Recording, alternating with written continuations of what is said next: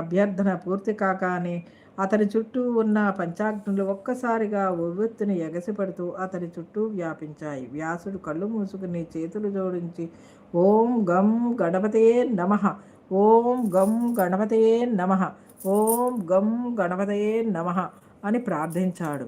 నిశ్చల మనస్సుతో మరుక్షణం వ్యాసుని చుట్టుముట్టి కబళించడానికి సిద్ధమవుతున్న పంచాగ్నులు అతని వదిలి అంతరిక్షానికి ఎగిసి ఏకమై ప్రచండాగ్నిలా ఆకాశమంతా వ్యాపించింది. ఆ అగ్ని కోట్లాది సూర్యకాంతులతో సూర్య ప్రకాశాలతో సమానంగా భాసిల్లుతూ ఆకారాన్ని ధరించసాగింది. ఆ సమయంలో ఓం గణానాం త్వా గణపతి గుం హవామహే కవిం కవీనాముపమశ్రవస్తమం